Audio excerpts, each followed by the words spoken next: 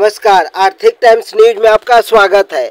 शिक्षक नियुक्ति घोटाला सुप्रीम कोर्ट के राय आने के बाद हमारे रिपोर्टर ने सुप्रीम कोर्ट के विशिष्ट आईनजीवी चंद्रशेखर झा से सभी प्रकार के प्रश्न किए। उसके उत्तर में उन्होंने क्या क्या कहा, आइए सीधे चलते हैं सुप्रीम कोर्ट के विशिष्ट आईनजीवी चंद्रशेखर झा के पास। প্যানেলে যদি ধরা যায় তাহলে সুপ্রিম কোর্ট জাজমেন্ট হিসাবে যদি আমি কথা বলি তাহলে সুপ্রিম কোর্ট জাজমেন্টে ক্লিয়ারলি মেনশন করা আছে যে প্যানেলটাকে ক্যান্সেল করা হয়েছে। প্যানেল যখন ক্যান্সেল হয়েছে তার মানে কিছু না কিছু অ্যাটেম্পট অফ কারাপশন, মানে কারাপশনের ক্লিয়ার কিন্তু গন্ধ আসছে। সেই গন্ধ থেকেই বোঝা যাচ্ছে ক্লিয়ারলি যে দেয়ার ওয়াজ কারাপশন। তাই জন্য সুপ্রিম কোর্ট বলেছে যে এই প্যানেলটাকে আর কোনোভাবে কোনো মতে এটা রাখা যাবে না। তো প্যানেল যখন রাখা যাচ্ছে না তাহলে সেই সিচুয়েশনে দাঁড়িয়ে গভর্নমেন্ট বাইফার্কেট করতে চাইলো না কেন, তার পেছনে কিছু রিজন হতে পারে। রিজন যেটুকু আমি জাজমেন্ট থেকে বুঝলাম যে জাজমেন্ট থেকে ক্লিয়ারলি গভর্নমেন্ট যখনই বাইফার্কেট করতো তাহলে বোঝা যেত যে মেরিট ক্যান্ডিডেট আর ডিমেরিট ক্যান্ডিডেট কারা আছে, তাহলে তার মধ্যে থেকে অ্যাডমিশন হতো গভর্নমেন্টের পক্ষে যে গভর্নমেন্ট কীভাবে কারাপশনটা করেছে। সেই গভর্নমেন্ট কারাপশনটা না অ্যাডমিট করে জিনিসটাকে পুরো প্যানেলটাকে চাইলো যে ক্যান্সেল করে দিতে। তাই জন্য ডেলিবারেটলি ওরা ওখানে কোনোভাবেই মেরিট লিস্ট ডিমেরিট লিস্ট দুটো দেয়নি। কি মনে করছেন যেভাবে 3 মাস সময় দেওয়া হয়েছে, সরকারকে 3 মাস সময় দেওয়া হয়েছে যোগ্য তালিকা প্রার্থী বার করার জন্য, আপনি কি মনে করছেন যে যোগ্য তালিকা প্রার্থী বেরোবে 3 মাসের ভেতরে? দেখুন, কালকে যেটুকু স্টেটমেন্ট দেখলাম যে আমাদের দিদি বলছেন যে আমাদের আন্ডারে কিন্তু ওই গভর্নমেন্টের আন্ডারে কিন্তু এসএসসি প্যানেলটা নেই বা এসএসসিটা চলে না, ইটস অ্যান অটোনমাস বডি। কিন্তু আমার যেটুকু মনে হয় যে গভর্নমেন্টের থেকে যদি আমি বলি যে স্কুল সার্ভিস কমিশন আমার আন্ডারে চলে না, গাইডেন্সে চলে না, সেটা কি আমি বলতে পারবো কখনো? পসিবল আছে?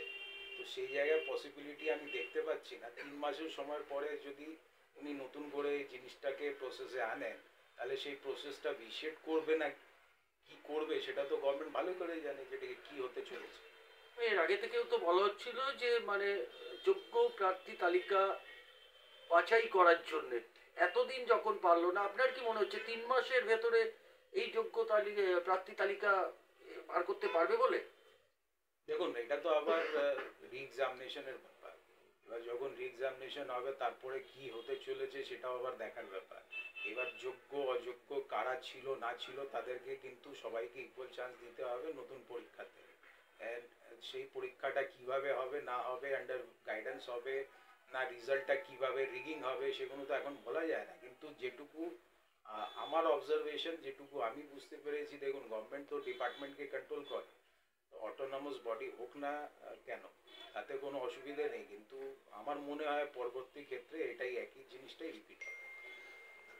অভিজিৎ গাঙ্গুলির দিকেও আপনার আঙুল তুলেছেন রাজ্যের মাননীয় মন্ত্রী মমতা বন্দ্যোপাধ্যায়, কি বলবেন আপনি এটা? দেখুন, ওনার কাজ ছিল একটা জাজমেন্ট দেওয়ার, উনি একটা জাজমেন্ট দিলেন, অ্যাপিলে গেল, সুপ্রিম কোর্ট গেল, ওনার জাজমেন্টটাকে বহাল রেখেছে supreme court, honourable supreme court.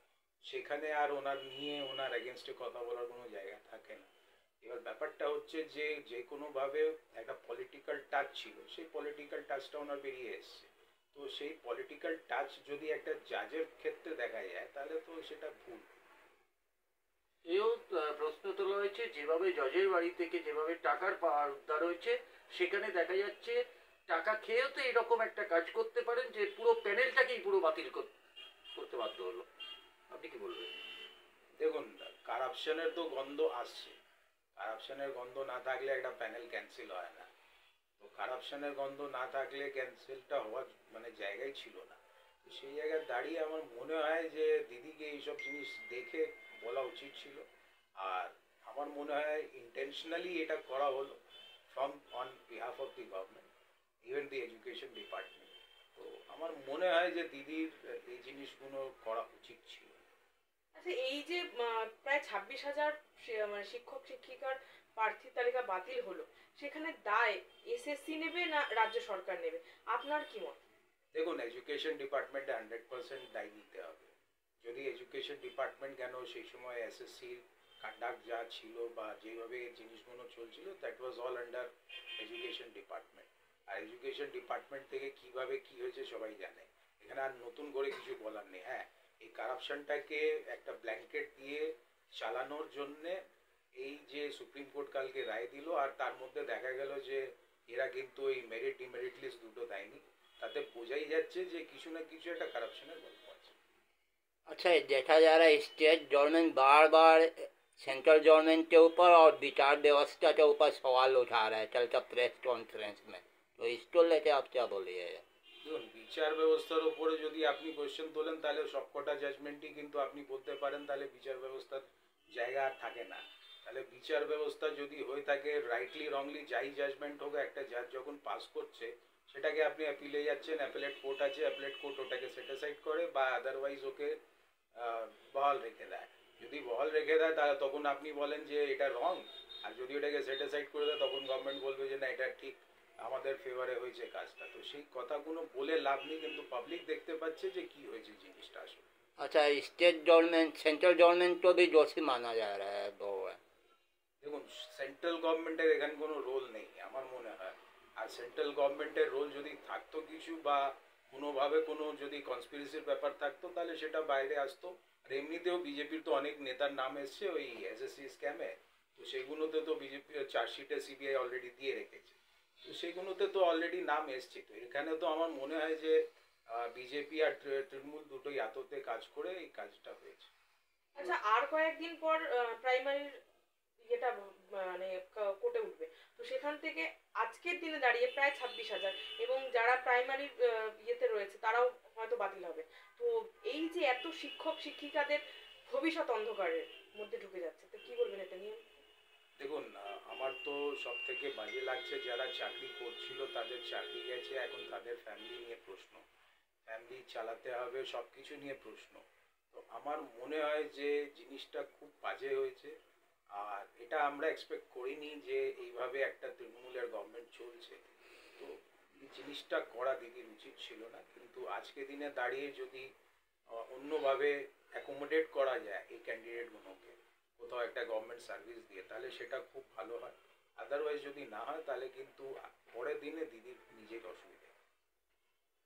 আচ্ছা, এই যে ভাতা, আপনার কি মনে হয় 26,000 ক্যান্ডিডেট কি তারা এই ভাতার মাধ্যম দিয়েই সহযোগিতা করার চেষ্টা করবেন? কেননা দিদি সহযোগিতার কথা বলেছেন, পাশে থাকার কথা বলেছেন।